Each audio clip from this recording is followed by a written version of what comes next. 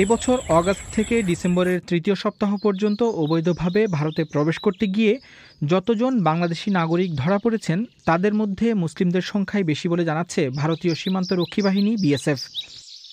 বিএসএফের দক্ষিণবঙ্গ সীমান্ত অঞ্চল বিবিসিকে জানিয়েছে, ২ বছর আগের একই সময়ের তুলনায় ২০২৪ সালে বাংলাদেশ থেকে আসা অনুপ্রবেশকারীর সংখ্যা সামান্য বেড়েছে। তবে সারা বছরের তথ্যের সঙ্গে তুলনা করলে অগাস্ট থেকে ডিসেম্বরের মধ্যে অনুপ্রবেশ উল্লেখযোগ্যভাবে বাড়েনি বলে জানিয়েছে বিএসএফ। বাহিনীর একাধিক কর্মকর্তা বিবিসিকে বলেছেন, যেসব হিন্দু বাংলাদেশি নাগরিক অবৈধ উপায়ে ভারতে আসতে গিয়ে ধরা পড়েছেন তাদের প্রাথমিক জিজ্ঞাসাবাদের সময়ে বাংলাদেশে হিন্দুদের উপর অত্যাচার ও সহিংসতার কারণে দেশ ছেড়ে এসেছেন এমনটা জানিয়েছেন সামান্য কিছু মানুষ। ভারতে বাংলাদেশি অনুপ্রবেশকারীর যে পরিসংখ্যান বিবিসি পেয়েছে তা বিএসএফের দক্ষিণবঙ্গ সীমান্তের তথ্য হলেও বাহিনীর পূর্ব কমান্ড জানিয়েছে বাংলাদেশের পুরো সীমান্ত অঞ্চলের চিত্র প্রায় একই। বিএসএফের দক্ষিণবঙ্গ সীমান্ত অঞ্চলের পরিসংখ্যান বলছে, এই বছরের অগাস্ট মাস থেকে ডিসেম্বরের ২৪ তারিখ পর্যন্ত ৭১৬ জন বাংলাদেশি নাগরিক অবৈধভাবে সীমান্ত পার হতে গিয়ে ভারতীয় সীমান্ত রক্ষীদের হাতে ধরা পড়েছেন। ধর্মীয় পরিচয় থেকে জানা যাচ্ছে তাদের মধ্যে ৩০১ জন হিন্দু এবং ৪১৫ জন মুসলমান। তবে কর্মকর্তারা বলছেন, সারা বছরের পরিসংখ্যানের দিকে তাকালে দেখা যাবে অগাস্ট থেকে ডিসেম্বর সময়কালের মধ্যে অনুপ্রবেশের সংখ্যায় উল্লেখযোগ্য কোনো পরিবর্তন ঘটেনি।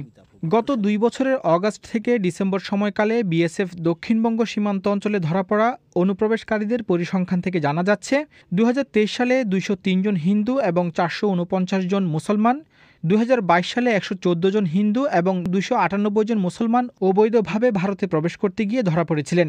বিএসএফের দক্ষিণবঙ্গ সীমান্ত অঞ্চলে যতজন বাংলাদেশি এই বছরের অগাস্টের পর থেকে ধরা পড়েছেন তাদের প্রাথমিক জিজ্ঞাসাবাদ করেছে বিএসএফ। বাহিনীর সূত্রগুলো বলছে, বাংলাদেশে তাদের উপর নির্যাতন বা অত্যাচার হয়েছে বা হওয়ার আশঙ্কা করছেন এবং সে কারণে তারা ভারতে চলে এসেছেন এমন হিন্দুর সংখ্যা একেবারেই নগণ্য।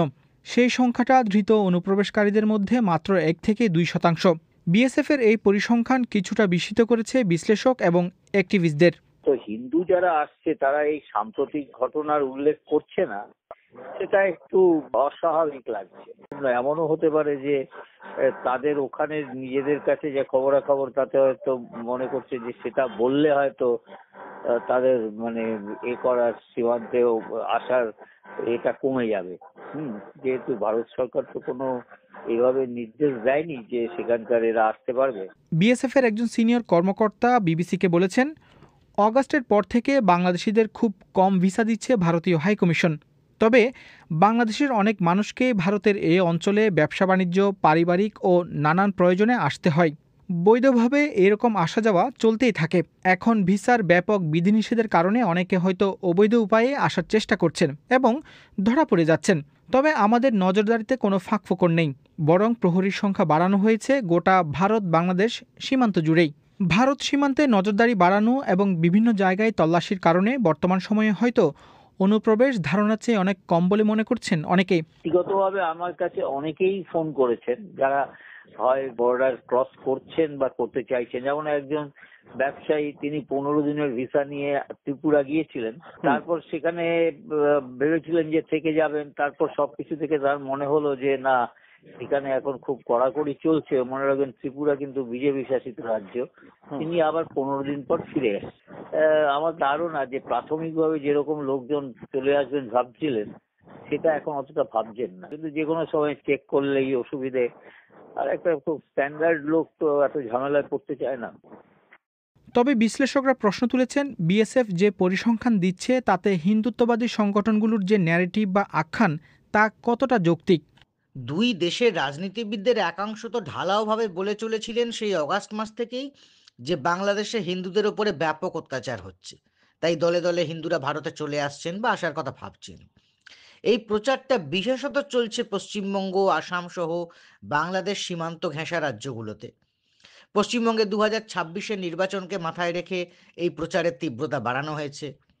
কিন্তু এখন বিএসএফ এর যে পরিসংখ্যান পাওয়া যাচ্ছে তাতে তো সামান্য সংখ্যক হিন্দুকেই সীমান্তে ধরা পড়তে দেখা যাচ্ছে। আর মুসলমানরাও অবৈধভাবে সীমান্ত পেরোতে গিয়ে যে সংখ্যায় ধরা পড়েছেন সেটাকেও তো দলে দলে চলে আসছেন বলা যায় না। কিন্তু ব্যাপক হিন্দু পলায়নের যে হিন্দুত্ববাদী আখ্যানটা, সেটা তো নস্যাৎ করে দিচ্ছে এই সংখ্যা। বাংলাদেশি অনুপ্রবেশকারীরা জায়গা দখল করছে এবং পশ্চিমবঙ্গ, আসামসহ বিভিন্ন এলাকায় স্থানীয়রা সংখ্যালঘু হয়ে উঠবে, এমন কথাও প্রচার হচ্ছিল বাংলাদেশের সীমান্তবর্তী ভারতীয় রাজ্যগুলোতে। ঝাড়খণ্ডের সাম্প্রতিক নির্বাচনের আগে এটাই বড় ইস্যু হয়ে উঠেছিল। কিন্তু এখন যে তথ্য পাওয়া গেল, তাতে কয়েক মাসে কয়েকশো মানুষ ঢুকে পড়লে কোটি কোটি জনসংখ্যার রাজ্যে গিয়ে সংখ্যাগরিষ্ঠ হওয়ার দাবি যে হাস্যকর, সেটা বুঝতে পরিসংখ্যানবিদ হতে হয় না, সুস্থ বুদ্ধি থাকলেই হয়। বিএসএফ সীমান্তের ফাঁকফোকরগুলো ভালোভাবে আটকালে ভারতে বাংলাদেশি অনুপ্রবেশকারী খুব বড় সমস্যা নয় বলে মনে করছেন গবেষক স্নিগ্ধেন্দু ভট্টাচার্য।